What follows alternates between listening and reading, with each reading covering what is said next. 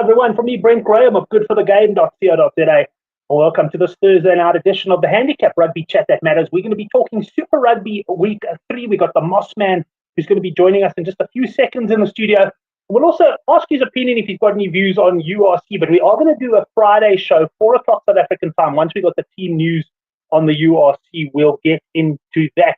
Let's get going then. Without further ado, you'll see I've got the old Western Province shirt on this week and popping in from Auckland in New Zealand.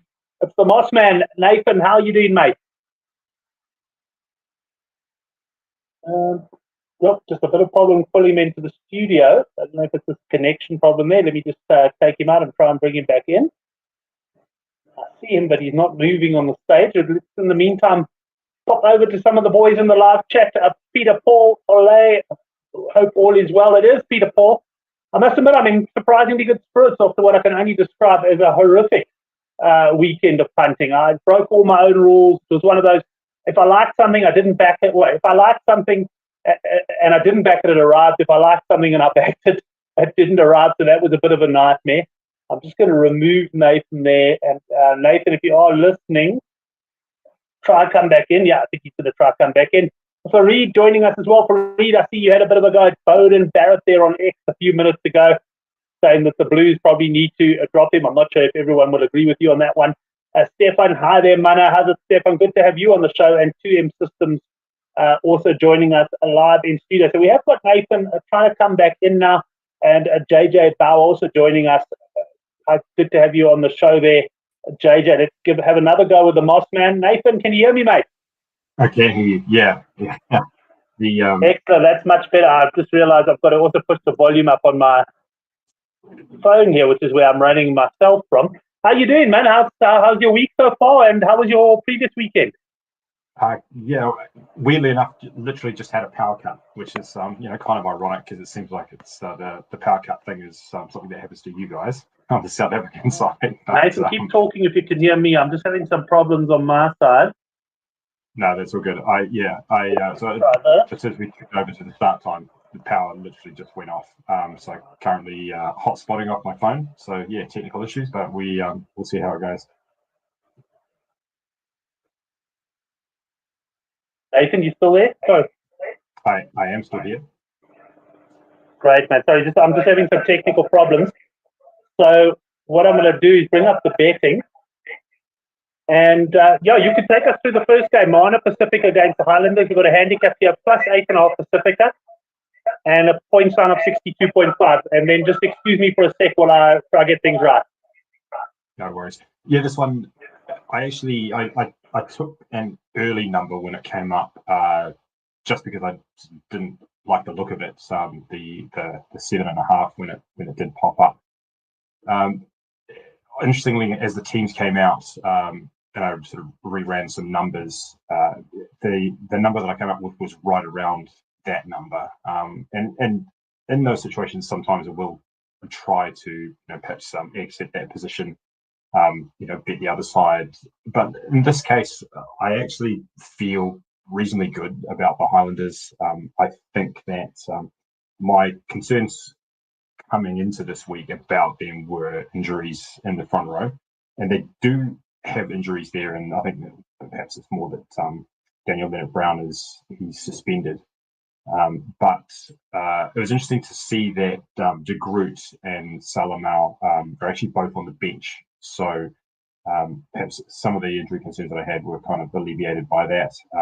Obviously, I think both teams are probably coming into this with a little bit of optimism, just generally on the season. So I think the Highlanders, obviously have kind of outperformed expectations. Firstly against the Waratahs, and then clearly against the Blues last week. And I think anyone that saw that Blues game, it was just like probably one of the more entertaining games that I've seen for a while. They tend to throw up these cult heroes down south at the Highlanders, and they've clearly got one there now in Tabataba'a Nawai. So Jim the Difference is his nickname, which I discovered on the night. You might have heard them talking about it on commentary, and it was quite funny because at one point the referee was over talking to him because he's the skipper, and referred to him as Jim. So it's obviously something that people are aware of. But yeah, he definitely is the difference. Yeah, obviously playing against his old team here as well. So Moana, on the other hand, I think in general they have looked better. Like despite getting a bit of a pumping last week, but I think that maybe the difference here really might be with the Highlanders coaching. I think they've probably taken a step forward, perhaps because Jamie Joseph is back. So we know that based on his past coaching style, he's going to be heavily focused on fitness. They'll probably be one of the fittest teams in the competition. And I think, at this stage of the season, like if the Highlanders can really pick up the pace, that is probably where they might have the biggest advantage over Moana. So managed to kill a bit of time there, Brett.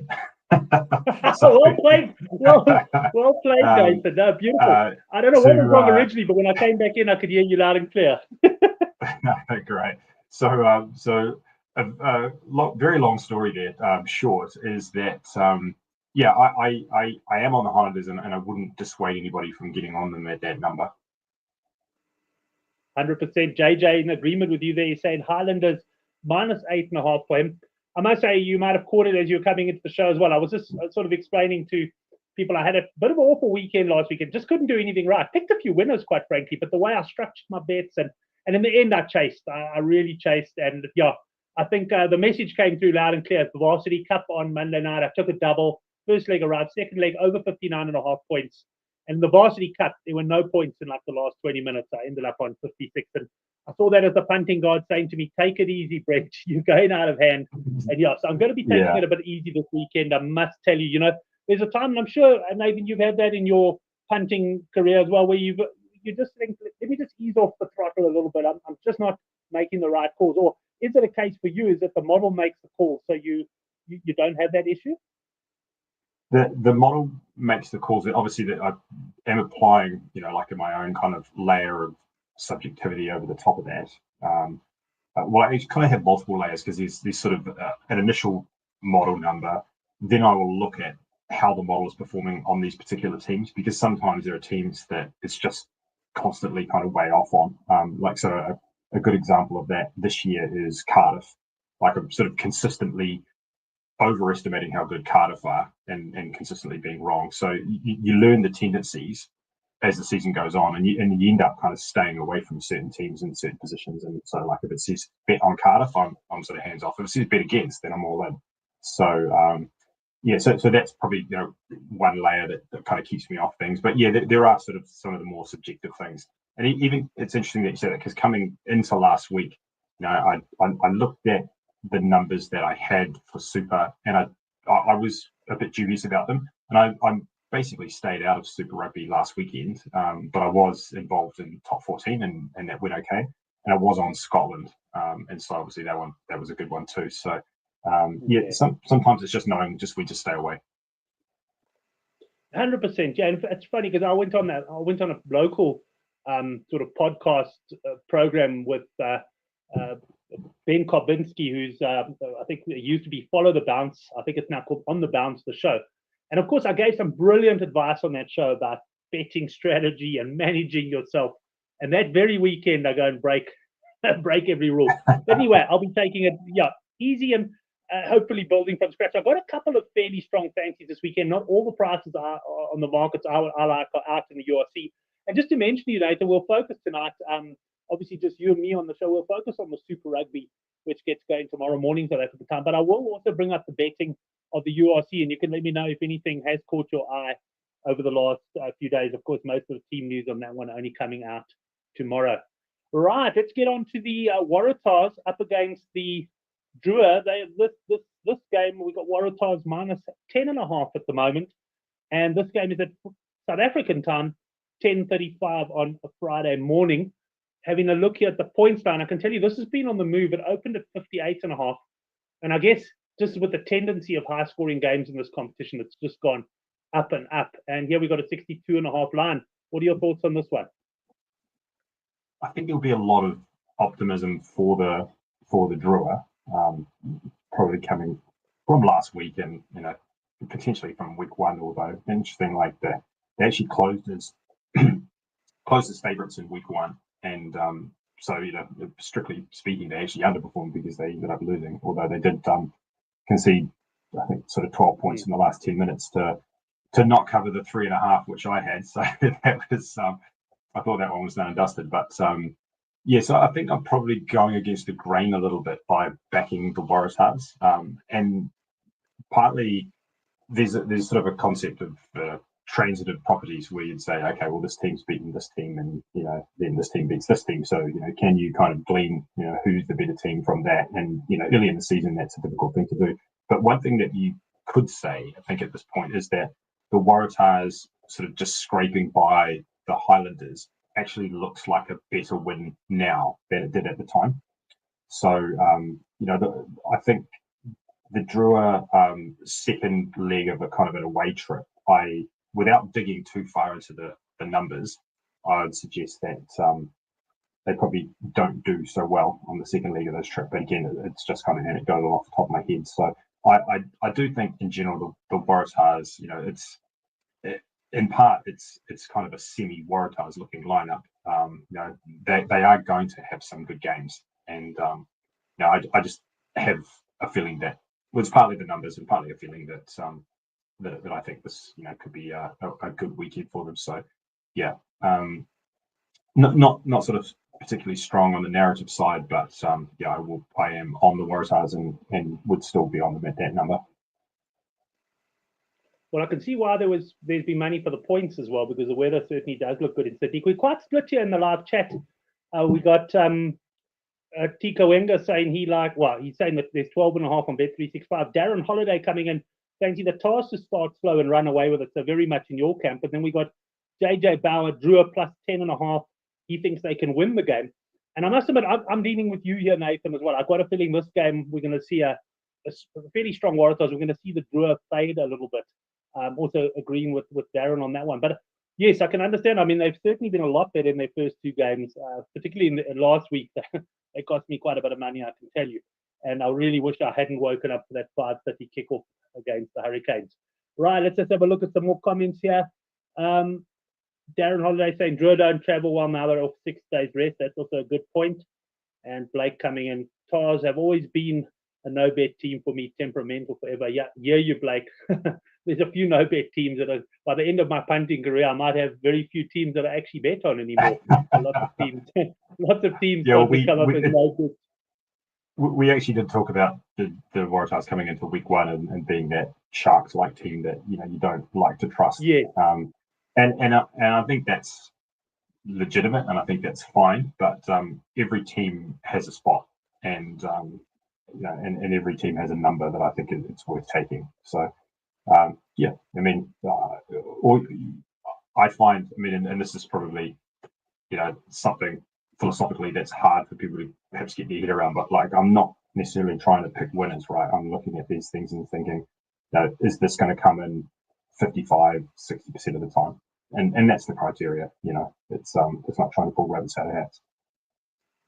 100%. As you say, it's not easy for someone, let's just say, new to punting or whatever, to actually get around that. I mean, I still meet lots of people and they still ask me, who's going to win the game? And I say, well, the team are, massive favorites. And then I explain the handicap to them, and it's like, I just assume everybody knows it, but quite a few people don't. And as you say, it's a bit like when I set the handicap as well. I'm not trying to predict the final margin of the game.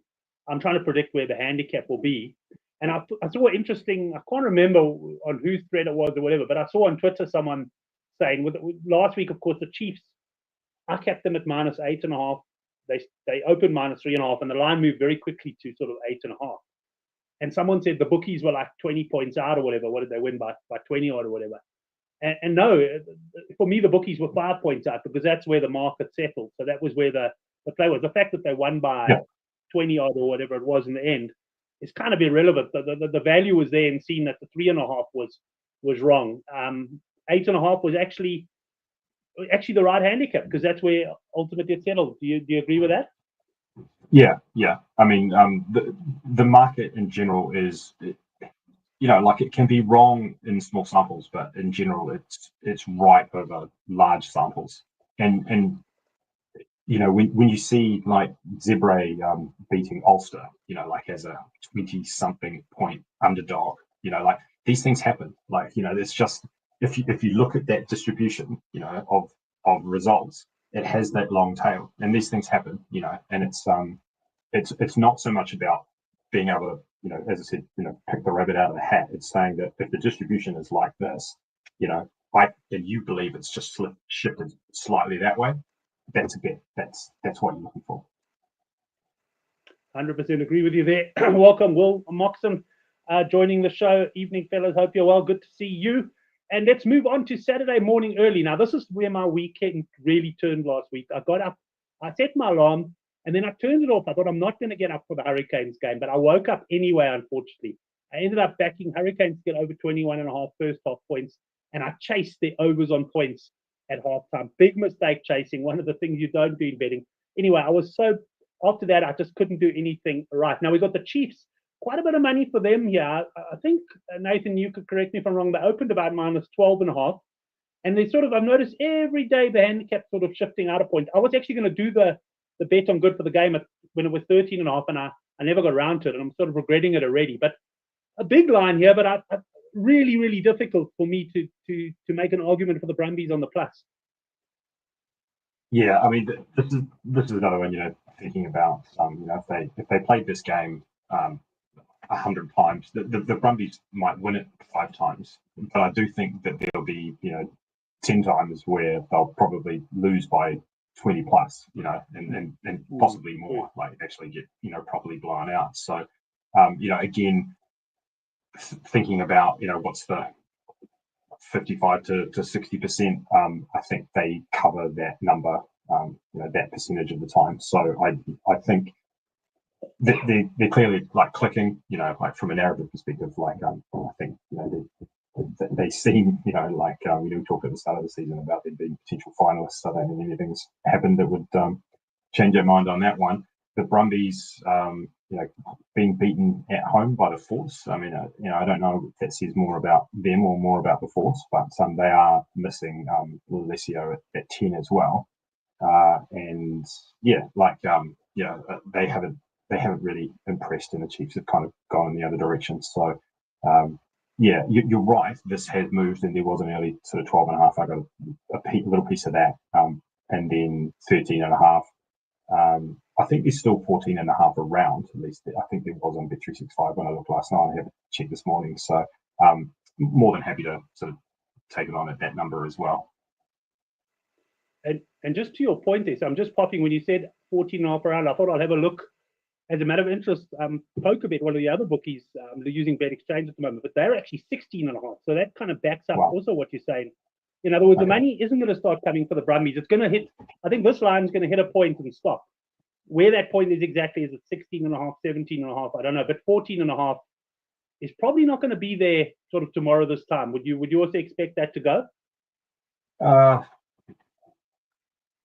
Possibly, yeah. I mean, it's always hard to say, and sometimes there's a little bit of over exuberance. So, I mean, if you think about the Hurricanes last week, which I think opened at 14.5, closed at 22.5. I think I even saw 23 in some places. Like a massive shift, and it just seemed like it was just all opinion going in one direction. And there, as it turns out, there wasn't a number that you could have back them out that you would have won. So I don't know. I think my prediction was around 17, so I wouldn't go any higher than that myself.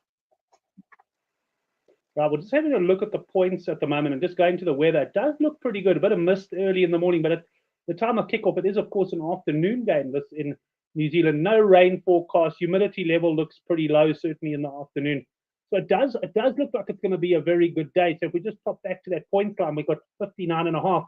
Now the Chiefs, for me, Nathan, will be one of the sides that have shown they've potentially got some intent to defend, if I could put it that way, because some of these Super Rugby teams don't convince me. What do you think of that? I was just looking at the Brumbies points line, 21.5. I would normally say that's an unders play, but the way the Super Rugby season's going, I'm very nervous to get involved. Any thoughts on that line? Well, I think thinking about intent to defend, it's almost become a bit of North versus South, hemisphere kind of Twitter meme war that, like I don't get involved in because I think much of it's nonsense. But like, I think the thing that perhaps people are missing out on is that they've got these new laws and they're deliberately trying to speed the game up. So you would have seen it if you watched some games on the weekend multiple times where a player went down injured and the ref would come over and say, "Is it a head injury? No, let's go." They're just carrying on. None of this lying around, bring the water on. Spend a couple of minutes making sure that the shoelace is tied up and all this kind of carry on. They're just getting on with it, and it's making for a more entertaining product. So I think when people say they don't want to defend, a lot of these guys are probably just gassed. No, good point. Just I think. Looking to see what we're probably saying. Their defense will get better as match fitness. Yeah, I mean, people are probably struggling to keep up with the pace of the game. And in fact, I made the comment I was just angry last week watching which was at the Bulls-Lions game. And the referee there, Amy Barrett-Taron, to me, she was slowing the game down even further to keep up. But that was a ridiculous game. I walked on the treadmill at gym. I wanted to do a 45-minute walk. I ended up doing 55 minutes in the first half. It just went on and on. And I absolutely love what Super Rugby are doing, because I don't mind a high-scoring game or a low-scoring game, but I want to see a fast-paced game. I don't want to see time-wasting tactics. And I think Super Rugby are leading from the front there and taking the game the way it's going to go. And all it really takes is, maybe a couple of law changes, but what it really takes is intent from the referee. The referees allow themselves to be, I'm even getting angry because I lost a lot on that game. They allow themselves to get suckered in by guys, as you say, putting on boots and that sort of stuff. Move on, play on with the game. I always said I would have a crane on the side of the field, lift the injured player off, and let's keep moving. I'm exaggerating there, but yeah, I get angry, and so full credit there to Super Rugby, and I'm sure they're going to start seeing it with, and maybe they are already, Nathan, in terms of just the general interest in the tournament and people returning to the grounds. Have you got any feel on that? Yeah, 100%. I think there's a lot of optimism about the competition. You'd see comments even from people that weren't regular rugby watchers, like people that were sort of more into rugby league and into the NRL, saying that they were enjoying it and would potentially keep watching it, as the season goes on. So and it's actually interesting, like thinking about that sort of pace of the game and players being down and all that kind of stuff, because I'm assuming it's the same for you, but you probably remember playing rugby as a kid and as a younger guy, and that was always the way it was. Like, they didn't actually stop for like injuries unless they were particularly serious. If you were down in back play for whatever reason, as long as it wasn't serious, they just carried on. I don't know. At some point that changed. Yeah, it became, I guess, it almost when the game. I don't say it happened when the game turned professional, but all of a sudden, there was a case I remember years ago in England where a guy, I think, faked bleeding. Like somehow they had fake blood or something, just to to say that and that type of thing. And I think that's it.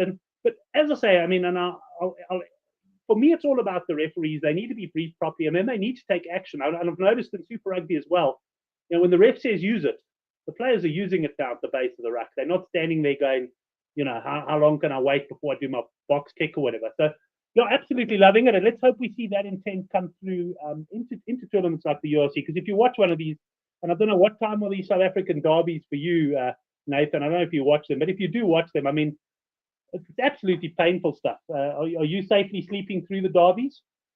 Yeah, I am. There's only so much rugby I can watch. So I'm watching all the international games, and that's in general that's good. Like there are some of these teams, like Scotland are a good team to watch. They're enterprising. They like to get a move on as well. I didn't know, and it was funny because I watched that England-Scotland game with the sound off. Can't remember why, actually. Maybe it was early in the morning or something. But it just at the time, without hearing the referee talking, it just struck me that Alex Mitchell was taking forever to get the ball out of the rucks. And I was thinking, is this being reffed in a different way, or is it just my perception of time has changed because the sound was off? I don't know if you saw that game and had an opinion on that. I actually didn't get to watch that game, although I did get to lose money on it. But I was lifting my daughter and that around, so I didn't. But I know exactly what you're saying. It's like you're watching a different game, and I'll certainly be. Well, as I say, I'm thoroughly enjoying Super Rugby. I know a lot of South Africans don't watch it because they don't have a team in it anymore. And I'm saying to people, if you want some entertainment, watch Super Rugby. Thoroughly enjoying it at the moment. Well, let's move anyway on to the next game. Hurricanes against Blues. I guess you'd call this the match of the weekend. Here we got the Hurricanes at home plus a 3.5.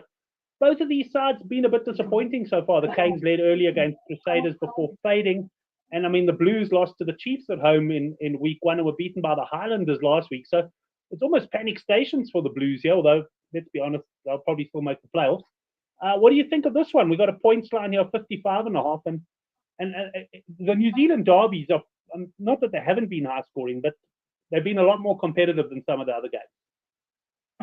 Yeah, I don't have a strong opinion on this one. It's probably one of the ones I'll actually stay away from. And basically because, the Blues, sorry, I've got a crying kid in the background here, but no problem. The Blues, the Blues obviously haven't looked good, but there's clearly like a massive amount of potential there. And then the Hurricanes, as I think I've pointed out in week one, like it's they're not quite the same team, like in terms of the personnel that they're putting out there. So Farida saying no problem. Farida saying Blues just cannot score. They are battling to score. I agree. I just want to bring up one of Farid's early comments just to make he says Six Nations is great as well from a rugby and punting perspective. And Farid, as much as I'm praising, as much as I'm praising Super Rugby, I absolutely love watching the Six Nations. And yes, it's slower than Super Rugby in some ways, but it's still fast enough. It's these it's quite frankly, it's some of these URC games that are really really killing me at the moment in terms of the amount of time wasted. Right. This is also one. As much as I'm looking forward to this game, Nathan, I must say I'm battling from a betting perspective. I'd probably be leaning unders normally, but yes, I've been burnt a couple of times, and like you say, the rule changes and all the rest. I'll rather take a watching brief. I probably will have a punt on this one because it's 8 o'clock. I'll no doubt be up for the Chiefs game, and I'll probably have a punt. But yeah, we'll see. I'll post that in the Super Rugby blog. Which let's just have a look at a couple of the other opinions, because when we don't have an opinion or a firm opinion, let's see what the other boys think. JJ Bauer Hurricanes plus 3.5 looks good, so he likes the Canes, and Farid is saying Blues all the way. So that doesn't help us, does it, Nathan? There you go. Clear as mud. And, okay, here comes one. The Undertaker joining now, and he says either team by 1 to 7 in the Canes v Blues game. Now, I'm a bit annoyed. I'm not annoyed. I sometimes find the bookies don't price this very aggressively. In fact, I'm going to look at Bet Exchange. Have got that market, but it's normally around for a game like a 12, 13 to 10, which is not really, to me, a fair price. But what do you think of that bet? I quite like it, Nathan. I think this could well go down to the wire. It's 1.55 to 1. That's not too bad. Yeah, I mean, again, without knowing how to properly price this, it's actually difficult to say, So, and I think that's where bookmakers in general they get you on the novelty bets, because no one knows how to price it properly. Like when I say no one, I'm talking about the casual punter will just look at that and they could be getting absolutely ripped and they have no idea. We see that with some of the other bets as well. Like even the kind of the 1 to 12, which is easier to kind of price up a little bit in your head, but some of the others, you've got no idea where you've got, some of these sort of margin bets and that kind of thing. So, I could go away actually probably and look, in the database and actually come up with a price for that. But it's more of it than it's worth for me. So. Yeah, and I hear you. And even those 1 to 12s, I do enjoy them as well. But there's obviously the 5 different options you've got there. This one has got 3. So just looking at the prices here and I can't do the maths in my head. I'd say this is probably, whether the prices are right or wrong on them, but at least from a percentage point of view, it doesn't look like they've been too bad. Then I was actually, based on what I've seen recently, I was expecting this to be about 1.3 to 1. So 1.55, Henrik, this is the sort of bet, I probably will take. And like Nathan says, I can't really say it's scientific as such, but just a sort of a typical New Zealand derby. They knock the stuffing out of each other, and in the end, when the whistle blows, there's one score less separating them. So I quite like that bet. Johan Esthuizen says Canes on the plus, and Farid says Blues just need to sort out their kicking game. Right, that brings us to the final game of the weekend. It's the Western Force up against the Reds, Saturday in South Africa at 10:35. Let's go back and have a look at the betting for that one. We've got +8.5 the Western Force and a points line here. I mean, there was a time, Nathan, a few years ago when Australian derbies struggled to reach 40 points. We've got a points line of 66.5.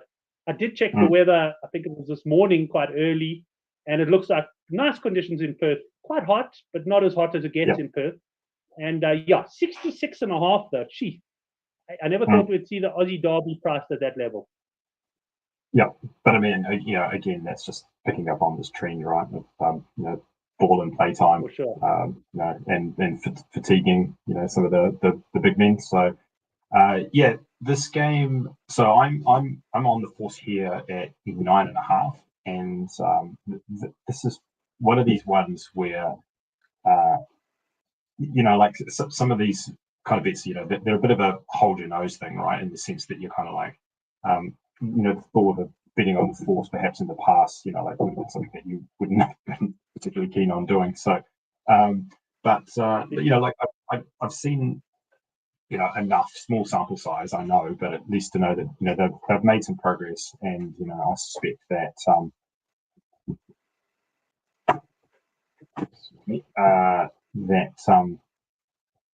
I forgot what I was going to say now because I got someone knocking on my door. No problem. I think they've taken a step forward possibly from where they are. They've like their recruitment has been good. The Reds are a good team, but they are missing a couple.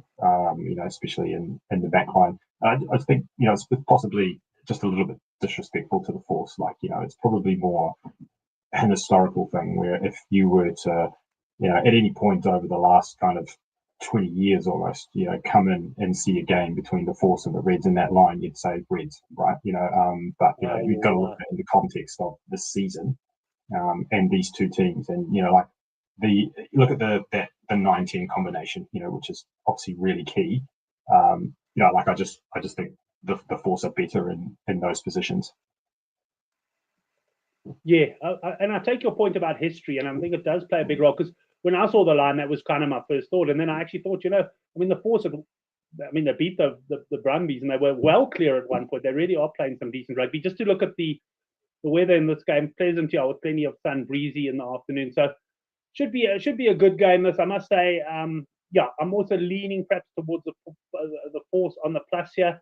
I don't really know if I've got any firm views on the point. Certainly 66.5. I'd struggle to go high, but at the same time, I'm not sure I'll find myself going low either. Let's pick up on a couple of the live chat comments here before we move on and just chat a little bit about URC.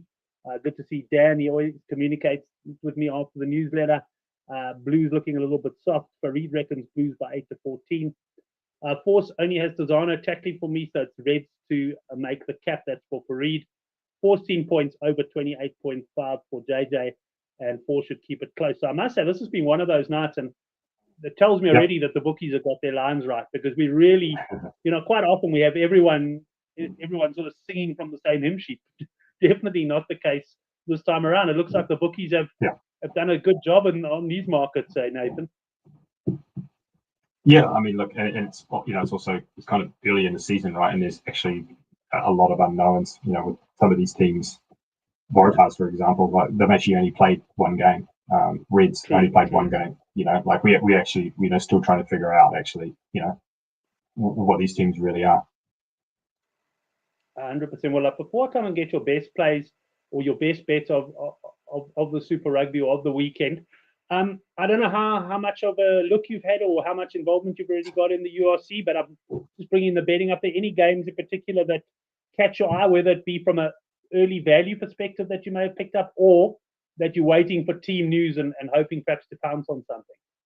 Yeah, I got to be honest. I haven't even looked at this, and in general, I don't. Like until the teams come out. So right. I just sort of it's actually difficult to be across kind of the line movement in so many different leagues, and actually do something meaningful with that. And URC, like especially, there's so much chopping and changing. You're never quite sure what the teams are going to do. So generally I'll stay out of it until the lineups actually come out.